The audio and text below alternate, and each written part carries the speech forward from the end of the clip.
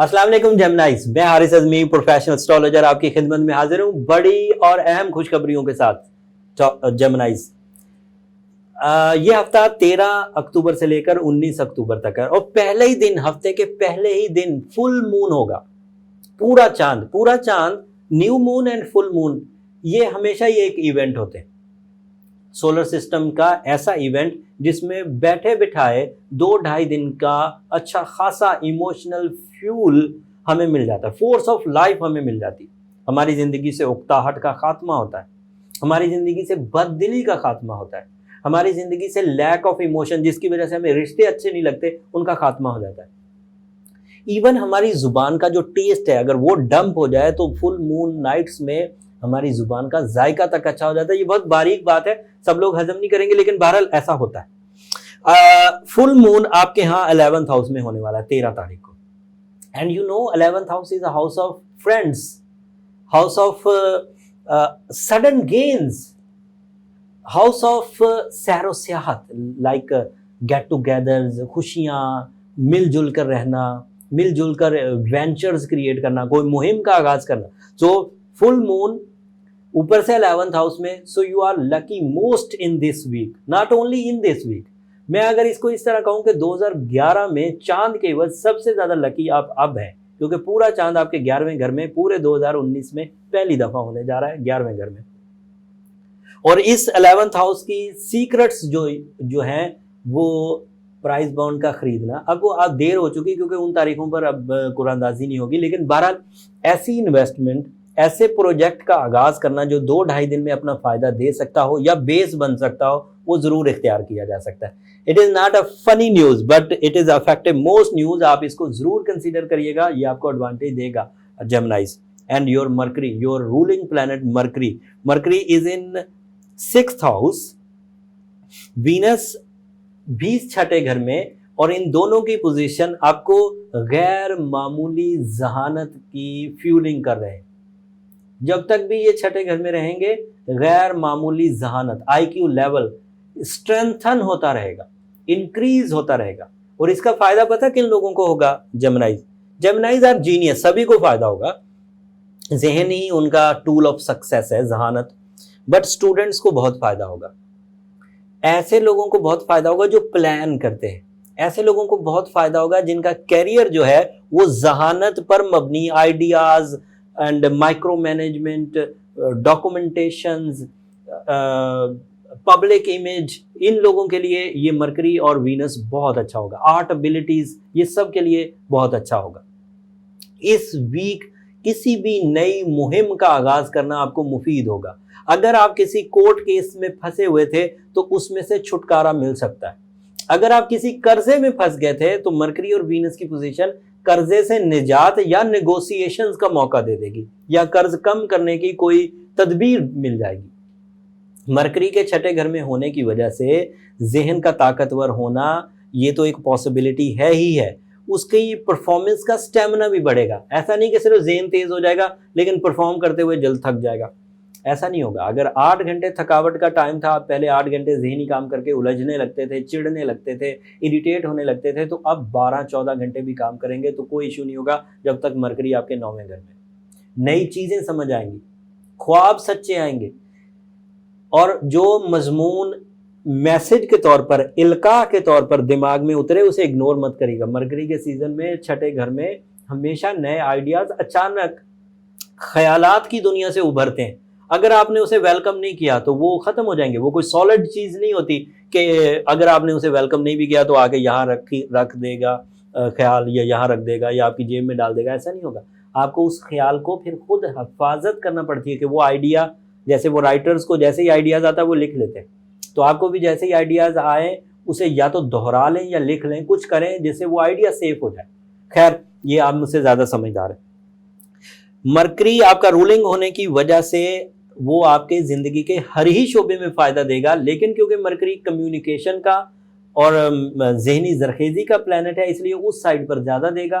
बाकी वो पर्सनालिटी को भी डेवलप करेगा, सोर्स ऑफ इनकम को भी डेवलप करेगा, रिलेशनशिप के लिए भी मुफीद होगा, travelling, student activities, examination, planning, इन सब के लिए मुफीद होगा। तो सभी जेमिनाइज दर्जा बदर्जा जो जो फील्ड्स मैंने गिनाई हैं उनसे फ़ायदा उठाएंगे ही उठाएंगे।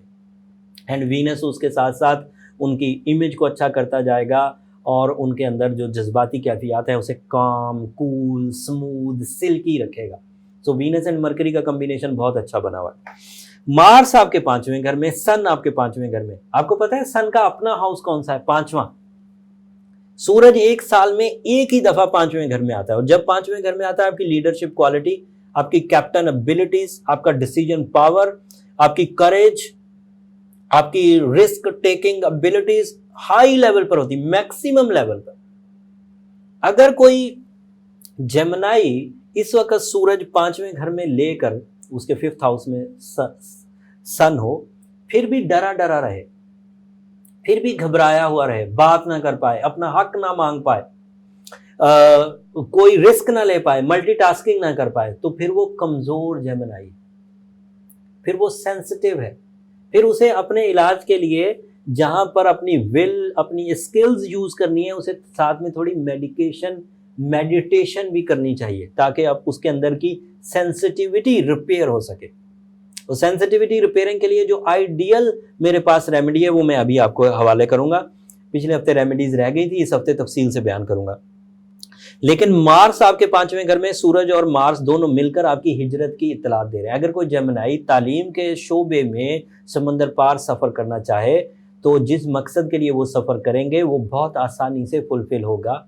दोहरी शहरियत के हसूल के लिए अगर बैरून मुल्क सफ़र करना चाहें तो कर सकते हैं। घर को एक शहर से दूसरे शहर शिफ्ट करना चाहें, छोटे घर को बड़े घर में कन्वर्ट करना चाहें तो ये सब आप कर सकते हैं। खवातीन जेमिनाइज सूरज के 5वें घर में होने की वजह से डोमिनेट भी करेंगी, मेल भी करेंगे, लेकिन फीमेल इसलिए ज़्यादा करेंगी कि 5th house is a female house. इस हाउस में रोमानवी ज़िंदगी, इस हाउस में नाजुक सिन्फ को कुछ ज़्यादा क्वालिटीज़ मुयस्सर आती हैं। लॉन्ग टर्म प्लैनेट्स में सैटर्न 8वें घर में अच्छा नहीं होता आप, लेकिन अभी थोड़ा रह गया, 6 महीने रह गया है, और उसको रिकवर करने के लिए भी जो रेमेडी मैं दूंगा जो आपके दीगर शॉर्ट टर्म प्लैनेट्स को सपोर्ट करेगी वो सैटर्न को भी रफा करने में बहुत मददगार साबित होगी। Jupiter is an idea. जिन 4 घरों में जुपिटर बहुत उम्दा होता है उनमें से एक घर में जुपिटर इस वक्त मौजूद है, that is 7th house. Soul exchanges between husband and wife,